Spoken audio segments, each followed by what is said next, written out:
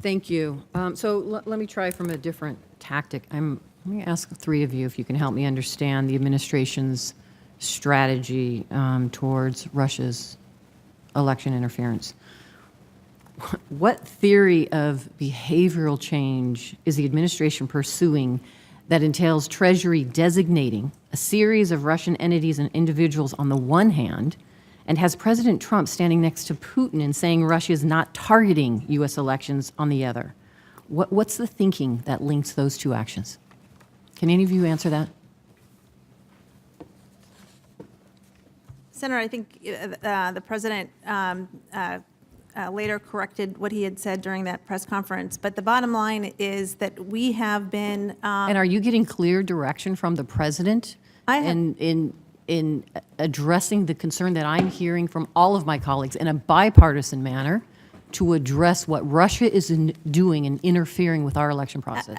Absolutely, Senator. There is. So what additional sanctions can Treasury impose? Again, this morning we imposed additional sanctions. It's a very active program for us, as I've already mentioned. We have designated some of the biggest companies in Russia. We've designated some of Putin's closest allies who have an enormous amount of wealth, which was seriously impacted by our sanctions. The impact of our sanctions has also had a worldwide impact for Russia, as it has had a chilling effect on individuals and companies and countries who are considering doing business with Russia, because they understand that Ms. Mandel-Carr, there are always more to come. Let from me the ask, because Treasury I know Department. I appreciate that, and we've had this conversation in the confidential briefing as well, which I was not impressed with.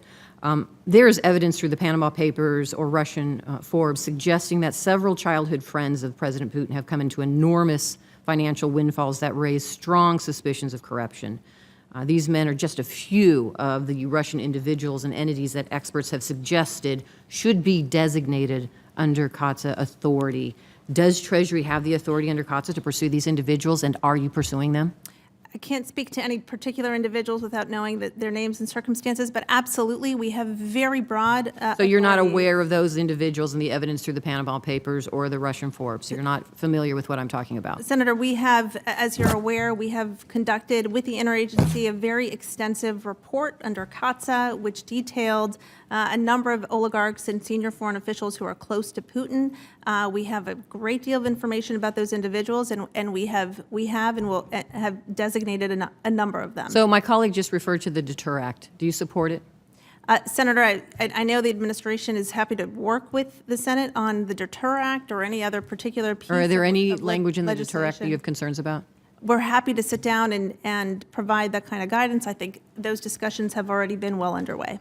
Mr. Krebs, you identified there were 5 states without paper ballots. Are you currently working with those states to shore up the integrity of their election? Yes, ma'am. We work with all 50 states. And you're currently working with those 5? Yes, ma'am. Is there anything that we can do in Congress to continue to support shoring up the election integrity in all of those states and what you're doing in working with them? Absolutely. I think I've already mentioned that when you do go back to your jurisdictions, when you go back to your districts, please encourage your state and local officials to work with us. We hit them up every day, but I think the more voices they hear, we do have. I don't want to undersell the level of work and partnership we're seeing, but we can always do more. So there was an opportunity to supply or appropriate $250 million to the states, addition on top of the $380 million that was appropriated for the states that the states have utilized. Are you hearing from those states that additional dollars, the $250 million, would have been helpful to help shore up the integrity of their election process? So, as I understand it, they're in the process of implementing that $380 million, which was a much-needed infusion. Going forward, there will be a requirement for additional funding. What we are trying to help states with is refine what the ask is and really get to the bottom of what is it that they need and how are they going to use it. There have been investments at the state level because ultimately this is a state and local responsibility to administer federal elections. We are in a supporting role. The question going forward is there money needed? How much? Where is it going to come from? And then how are we going to, if it is a federal spend, how are we going to ensure the appropriate risk-based security outcomes? So, And besides paper ballots, is there anything else that can be? auditability, yes ma'am, auditability. Okay, thank you. I know my time is running out. Thank you very much.